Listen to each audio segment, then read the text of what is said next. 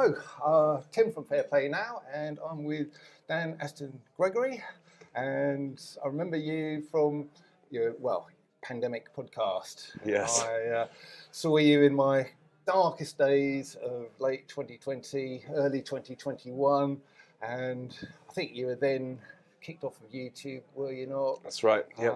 I've had a couple of strikes myself on my channel. Had plenty of strikes now. Yeah. So, are you still on YouTube? Because So we are. So we got deplatformed after we hit 5 million views, and we weren't thinking forward at that point about that possible reality, and as a result, we hadn't backed up a lot of the content. We did have it on other platforms, but at a lower resolution. So actually, it's almost felt like we've lost a period of time. So I started a new channel, which we've still got, but we've had tons of restrictions and warnings, which obviously mitigates how much or limits how much reach you get with your content. So we went from 5 million views to then a real uphill challenge to then scale it to 10 and 15 million. But it was hard work. It's been hard work up against that censorship. And we find ourselves biting our tongue to avoid the traps. Oh, I know that feeling. Yeah. It's just crazy that you even have to do it. Yes. So what is your latest YouTube channel called? It's just under my name, Dan Astin-Gregory, and we've got the Pandemic podcast on there now, and my new show, the Elevate podcast, and the third new show. We've got three shows now. The Uncharted Territory podcast, which looks at the financial reset, if you will. Yes. So we're looking at some of the broader stories through different channels. Yeah, I actually saw your partner in crime, as it were, Seaford Sam. Sam, yeah. So the guy with the big beard. Yes, that's right. So, my co-host. Very, very interesting guy. Yes. Great sense of humour. Yes, very much. Very awake, very much part of the freedom movement, and he's really immersed himself into the kind of new world of cryptocurrency, digital assets, and taking a really wide, holistic view of what role that's going to play, the good, the bad, and the ugly. You know, how some of it could lead towards the central bank digital currencies. We've talked about that recently. But then also looking at how this new decentralized technology can actually break down some of the incumbent systems and the financial systems. So it's really exciting conversation. Yeah, because I know most people, or many people in the freedom movement are very frightened of central bank digital currencies. Likewise. But Sam seemed to be not... We had quite an uplifting message about that.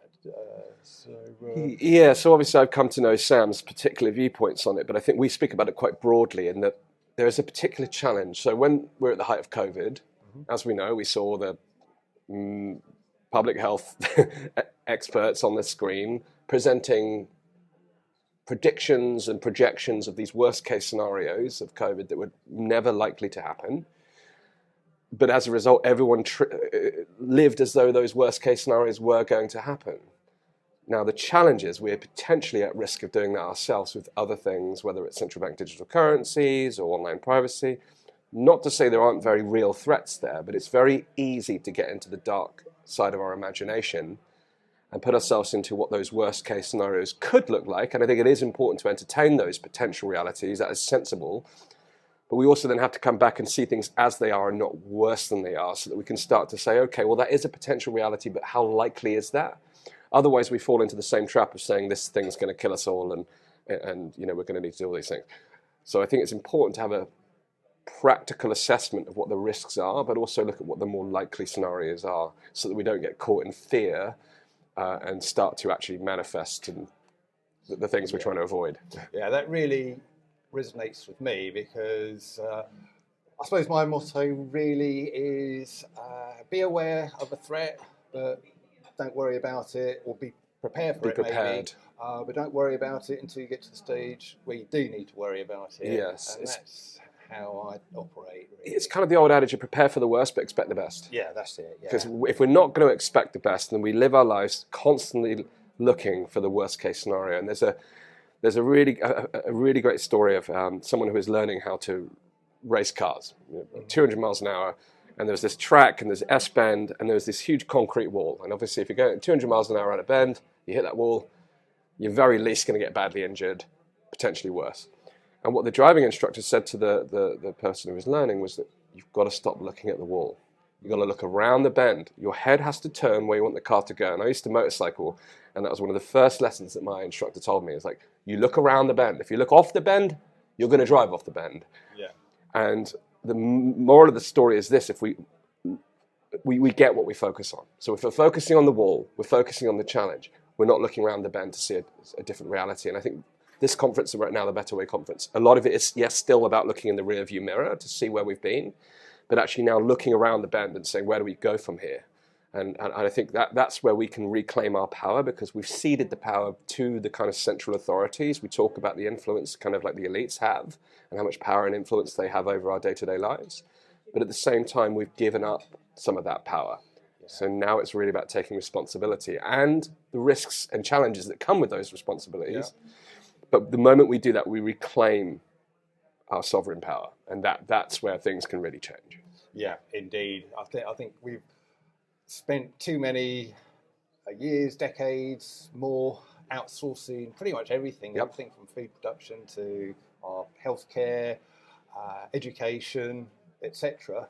And I think we need to take some of that back. The peculiar thing is that all of these things are designed to make our lives simpler. Yeah, and that's how it's sold. But our lives are actually more complex than ever before. That's exactly, the mad part. That's it. Yeah. So we can actually make things simpler. And actually, going back to the first principles of localization, decentralization, local communities, there's a great merit in that from a big picture point of view, but also just from we've become so disconnected. We're supposedly more connected than ever because we have this technology where we can, speak to millions of people, but we have lost connection with one another. Exactly. Yes. Yeah. And things like this, these conferences and the London protests, where you just meet so many fantastic people. They were amazing. On those as well. Yeah. You were there 2 years ago on the very big ones. Absolutely. Yeah. I think June 2021 was the sort of high point, wasn't it? The peak. Yes. Oh, that's just fantastic. Yes. A lot of people, as far as this conference this weekend, have travelled quite a long way. I've just been speaking to Derek Brose, who's just come off a 15-hour flight. yes. So amazing work that Derek's doing. Yeah, it is. It is. Yeah, great guy. Yes. But why do you think this conference is so important? The Better Way and the World Council for Health. Great question. So I think I was here last year. I had the opportunity to host a panel and speak at the event last year. We also came in, like we're doing today, speak about what's happening, covering the event. 2022, we were still we've just come out of the intensity of the 2 years of lockdowns, restrictions, protocols, mandates. So a lot of that was really about the rearview mirror. As much as we were talking about the idea of solutions and moving forward and finding that better way, we're really still in that space of really making sense of what the heck just happened. Reviewing the evidence, looking at what we know, sharing the insights. I mean, there was one fascinating how during the course of one day you could hear so many doctors from different parts of the world, never previously talked to each other, never previously knew each other, yet you get all these different stories. So last year was really still to me about that really rear view mirror. This year, what's really exciting to me, and I nerd out on all this stuff as my followers know, is that now we are starting to really formalize that evidence, whereas last year there was some sophistication to it. Now we're seeing things like peer review papers, we're seeing a richer data sets, we're seeing a lot more evidence that can help us to now elevate the conversation in the wider scientific and medical population. So I think we'll see some of that this weekend. We've got that higher quality level of evidence. And that's still growing. We've got a way to go yet, but I think that's a really positive signal. But the big shift is what we've just been talking about. It's that forward-facing, asking ourselves the big question, what do we want the world to look like in a post-COVID world? Because we're sick of the term new normal. The new normal, masking, surveillance, protocols, mandates, erosion of freedoms. That's not the new normal we want. So we want our new normal, not theirs. Indeed. And what the last few years has taught us very much is what we don't want. I think we've become more clear than ever what we don't want. We don't want corruption. We don't want centralization. We don't want impositions and mandates. The list is endless. It's a long list of problems that have really hit us hard. But now we've got to flip the equation and say, well, in that case, what do we want? And I think that's why I'm excited about this year's event, because it's still early on, and a lot of people are talking about, and rightly, about accountability and justice for what's happened. We can't, the old, I grew up listening to Oasis, don't look back in anger. I think we have to look back in anger in some ways, but we have to channel that anger to find a way to get accountability. But that can't be all that we do. So we have to look forward now and ask ourselves, what kind of world do we want to live in? And how do we build it? Going back to that point around responsibility. Don't want to wait for the government to do it for us. We know, you've got to, if at this point you think the government are going to build a better world. Exactly. Yeah. It's not going to happen. It's over. That's what you think. So No. that's why I'm excited about this year's event, because I think we're starting to have that conversation, sharing the stories of the great work that's happening, like the work that Derek's doing and various others here. That's why I think this year's event is so important.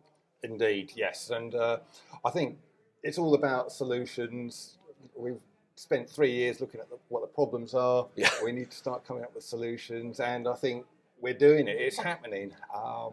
Both here, I go to places where little sort of community hubs are happening, home education, food production. And it's just such a fantastic thing to see. It's just early days yet, like you said, Yes. kind of just green shoots, but yeah, it's going to grow, isn't it? It will grow, and that's where we've got to have patience, because there's almost a desire for like a silver bullet solution that's just the one thing that's going to fix it all, or one legal case that's going to fix it all. There's always hope that those things can emerge, but there's no such thing as an overnight success story. We have to be patient, roll up our sleeves, and there's also a lot of desire for almost like everyone to collaborate and become like another centralized. And there's merit in that as well, like coming together to collaborate and co-create, and we must do that. But actually, those green shoots, those distributed, decentralized green shoots are what's important, because when you're at a protest and there's 1 million people or however many people there, you can feel the sense of momentum and movement. So that when people then go to protests with a much smaller, people think, well, what's happened? Where's everyone gone? Well, my experience is a lot of people are now in their communities taking real action on their doorstep. And actually, in many ways, the big protest helps us to build solidarity, connection, send a message, help to galvanize the fact that we aren't crazy. And for a lot of people, they took a lot of, firstly, joy in meeting other people that saw the world they did after feeling so isolated. And we can dispute the merits and pros and cons of protesting. But I think now we're seeing that decentralized, and that to me is the key to tackling centralization, which is, in my view, the ultimate problem that we're facing. And everything that comes with centralization, the authoritarianism and all the tyranny that stems from that. So now the fact that it's all distributed and we've got these seeds planting everywhere, some may not grow, some things may not go anywhere, but some of them will grow, and some of them will grow fast. They will. So you seem very optimistic for the future. Yes. And I think it's thanks to events like this, thanks to seeing all of these things, all of these initiatives starting to happen everywhere. Yes. And I share your optimism. Yes. I know I'm often accused on my channel of being, Tim, you're too optimistic, and but I'm sorry, that's just me. Yes. And I think, rightfully so, I think I've got good reason to be optimistic. Meeting people like you, who you're very confident about the future, and as are everybody else here, I think. Well, I think hope is important. If we have hope, we have nothing. And yes, there can be false optimism. We can have hopium. We can get caught on smoking the opium pipe and think that things are just going to be rosy. I'm under no illusion that what we're facing now is a function of decades worth of erosion and slide. It may seem to some, if they've just seen it for the first time, like this COVID thing has just happened out of nowhere. As one of my recent podcast guests, Charles Eisenstein, said, the table was set. It's been long set. This is a slow erosion over decades. So I'm under no illusion. We have to be patient. We have to be willing to take the long-term view. And in fact, long-termism is actually a way that we overcome this short-termism that leads to this like myopia of just like we just focus on this and that. We need to look at the whole picture. So I'm under no illusion. But if we have hope, we have nothing. Without hope, we have nothing. And the moment that we claim responsibility for crafting our own destiny, for taking responsibility for our path in the world, okay, it might take us a while to identify why we're here, the big questions. Matthias Desmet will say the fact that we don't have meaning and purpose is why we have mass formation, is because we're kind of lost in this sea of anxiety. When we find that purpose, that drive, when we find that within ourselves, that's going to create the burning desire to build a better future. And that's when we take the power back, that power that we relinquished and gave to those authorities. Now we're bringing it back. So there's always hope and optimism when we feel a sense of power. Yes, indeed. That's such a great message, and I'm very optimistic for the future. There's a lot of good people out there. There's a lot more good in the world than evil, and good is happening, and we're building things. We're coming to conferences like this. Who would have known 3 years ago that a big conference like this would have even happened? Everybody at this conference didn't know each other, and this organisation I don't think existed. That's right. And here we are, sort of I think last year they had 1,200 attendees here. Probably going to be more than that this year over the 3 days. Yeah, big event. Yeah, maybe 1,500 or Yes. whatever. But yeah, it really is growing and exciting to see. So, so just run over where we can find you online, your websites and your channels again. Thank you. So you'll find my content on YouTube under Dan Astin-Gregory, the same on Rumble, Odyssey. If you prefer to listen, we're on Spotify, Apple, all the major podcast platforms. We have a private community, the Elevate community, which you can find at weareelevate.org. But if you search me on any major social network, Telegram, look for my name, Dan Astin-Gregory, you'll find what we're doing. And come and be part of the journey, check out what we're doing, and it's a pleasure to be here with you. Thank you very much. Thank you, man. Thanks for your time. My pleasure. Cheers. Cool. Right, so that's a good place to leave it. I Lovely, think. thank you. Where will I find, when will you publish this? On my YouTube channel, Yeah. which I'll get the Thank you. card out there for Brilliant, now. thank you. Fair play now. Awesome. So, Thank you. So yeah, I've been going with that since, summer of 2020, Yes. really. Yeah. Were you awake before all of this? To a degree. Yeah.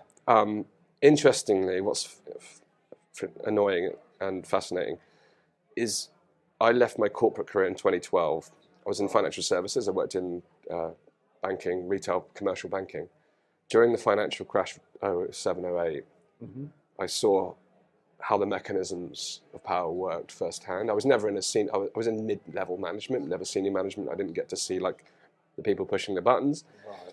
And there were many good people even at the top level of the banks, but you could see how the machinery was wired, and you could also see how that financial crisis could have been avoided. Right. And that was, I thought, why is this being allowed to happen? Why isn't this being prevented? There are things that could have been done to prevent this recession.